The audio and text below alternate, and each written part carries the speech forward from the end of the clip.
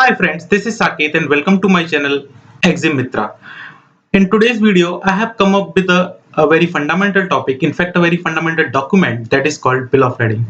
In today's video, we will see the various types of Bill of Lading, what is Bill of Lading and what are its purpose. Before we move forward, please subscribe my channel so that you never miss out my video. Let's start. Friends, bill of lading is the most important document in any shipping process. It is the legal document which have many details like who is the consigner, who is the consignee, what is the port of loading, what is the port of dispatch.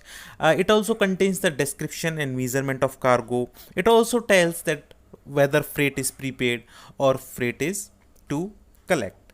But apart from these basic data, the bill of lading serves the three very important purposes. First is evidence of contract of carriage, second is proof of receipt of goods, and third is it acts as a document of title. Friends, many people think that bill of lading is contract of carriage between the supplier and carrier, but actually it is not. Actually the contract of carriage is signed even before the issuance of bill of lading. The contract of carriage is issued at the time of booking for the shipment, while the bill of lading is issued at the time of handing over the shipment. Hence, bill of lading is not contract of carriage, but definitely it is the evidence that contract of carriage has already been signed. Bill of lading can be issued only after the contract of carriage has been made by the carrier. Friends, second important purpose of bill of lading is that it is the proof of receipt of goods by the carrier. Let us consider a situation. Suppose a carrier has failed to deliver the cargo to the buyer. Then how buyer will prove that cargo was shipped in the first place? Or let us consider another situation where the good discharge have deteriorated in quality. Now how the buyer located in another country supposed to prove that cargo was in good quality at the time of shipment? The answer of this question is bill of lading. The bill of lading is only proof that goods were delivered to carrier as per the mentioned quality and quality in bill of lading, and carrier is obliged to accept this proof. The third purpose of bill of lading is that it is the document of title. A document of title is that document which confer the ownership. The owner of a cargo can either take the delivery and also can transfer it to any other person. Friends, not all but a negotiable bill of lading is document of title. Means the negotiable bill of lading confer the right to consignee to take delivery as well as to transfer the ownership. Friends, as we know now that negotiable bill of lading is the document of title. Here the negotiability refers to the transferability. On basis of negotiability, bill of lading can be categorized into two parts. One is non-negotiable bill of lading and another is negotiable bill of lading. Non-negotiable bill of lading are those bill of lading which cannot be transferred. In practice, two type of non-negotiable bill of lading are in circulation. One is the straight bill of lading. Such type of bill of lading, a specific consignee is named and mentioned, and only that specific consignee is entitled to take the delivery. Being non-negotiable, that consignee cannot transfer the ownership and has to take delivery after surrender the original bill of lading.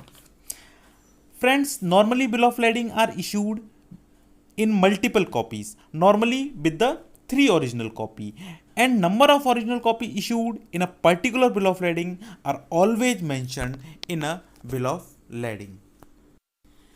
There is another kind of non-negotiable bill of lading. It is known as CB bill, where no original is issued. The only difference between the straight bill of lading and the CB bill is that in straight bill of lading, original copy is issued, but in CB bill, no original copy is issued.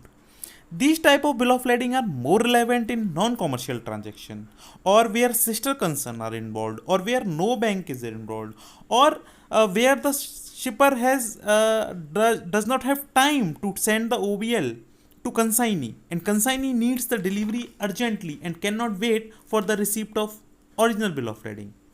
It is also called the express bill of lading. To take the delivery in case of CBA bill, the consignee needs only to prove his identity and he is entitled to take the delivery. Till now, we have seen two variants of non-negotiable bill of lading. One was straight bill of lading and another was CBA bill. Now we move to the negotiable bill of lading. It is very easy to identify a negotiable bill of lading, as in such bill of lading, the word to the order of appears in the column of consignee. Hence, it is also called the to the order of bill of lading. Mainly three variants are found in to the order of bill of lading based on the name mentioned in consignee column. First is to the order of blank, means in consignee column only the word to the order of appears and nothing else. In such cases, shipper is the authorized person to instruct the carrier to whom goods are to be delivered. In practice, such cases arises when shipper is not very sure about the actual buyer details at the time of shipment, and he later inform to the carrier regarding the actual consignee. In second variant, the to the order word is accompanied by the named consignee. This to the order bill of lading gives the flexibility to that consignee either to take delivery or to transfer the ownership of good even in high seas just by endorsement. Third and most practical use of order bill of lading is to secure the payment of seller. This payment mechanism is called letter of credit. In this mechanism, the bill of lading is issued to the order of the name of bank. This bank is chosen by the buyer to make the payment to seller. When the buyer makes the payment to seller, bank transfer the ownership by endorsement in favor of that buyer. In negotiable bill of lading, one interesting point to observe that even this bill of lading is issued by carrier, but the consent of carrier is not required by authorized that person to transfer the ownership. Means it is the call of just consignee who has to decide whether he has to take the delivery or transfer the ownership. Carrier has no role in that decision. Now the question arises, who can issue the bill of lading? A bill of lading may be issued either by the carrier or their agent or a freight forwarder. If bill of lading is issued by carrier or their agent, then it is called master bill of lading. And if a freight forwarder issues the bill of lading, then it is called house bill of lading. A master bill of lading can be either consigned to buyer or the freight forwarder, through which shipper has made booking with the carrier. In case where carrier issues the master bill of lading with consignee as buyer, then there is no need of house BL in this case. But if consignee is freight forwarder in master BL, then freight forwarder has to issue house BL with the consignee as buyer.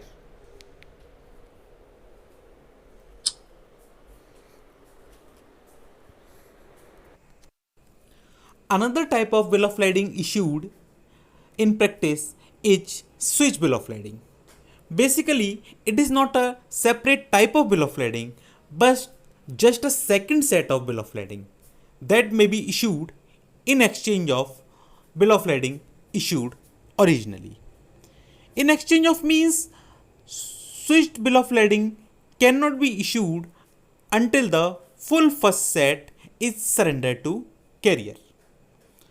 Switching bill of lading may be requested in case normally where trading agents are involved and they do not wish the name of actual exporter or actual country of origin to be known to the final consignee. Suppose A is the actual exporter and B is the trading partner. In first set of bill of lading, A will be consignor and B will be consignee. Now, if B wish to sell goods to C, the very simple way is to use the negotiable bill of lading and he has to just endorse the bill of lading in name of C. But in that bill of lading, the consignor name will be as A. So C might aware about A and the country of origin of A. So if we wish that the actual consignee should not know the actual exporter, then he can request the carrier to issue a separate set of bill of lading. This is called switch bill of lading. Friends, up to this point of video, we have seen that what purpose the bill of lading serves or what kind of bill of lading exists in practice. There are two types of bill of lading. One is non-negotiable and another is negotiable. Non-negotiable are of two types. One is straight bill of lading in which the original bill of lading is issued, and one is CB bill or express bill of lading in which no original bill of lading is issued. Another type is negotiable bill of lading. Negotiable bill of lading has three variants: to the order of blank, to the order of named consignee, and to the order of bank. We also study a special type of bill of lading, that is switch bill of lading. Based on the issuer of bill of lading can be classified into two parts. One is master bill of lading, which is issued by carrier or their agent directly, and another is house bill of lading, that is issued by the freight forwarder, which is engaged by the shipper to make booking with the carrier. Friends, based on operation, two types of bill of lading should also be known to you. One is, these are from the point of operation only. One is clean bill of lading. The clean bill of lading are bill of lading that declares that there was no damage or loss of goods during the shipment. The clean bill of lading is issued by carrier after the thorough inspection of goods. The another variant of bill of lading from the operation point of view is shipped bill of lading or onboard bill of lading. The onboard denotes that goods have been physically loaded on the shipping vessel. This type of bill of lading is mandatorily required to be issued in case where payment is to be made through letter of credit, because it is the requirement as per UCP 600, which are the instructions regarding the payment of letter of credit. So guys, this was all about bill of lading. Still you have any doubt or any query, you can ask in the comment section. Guys, if you like this video, please do subscribe my channel and keep watching Exim Mitra. Next time I will come up with a video on one more fundamental topic. Till then, goodbye.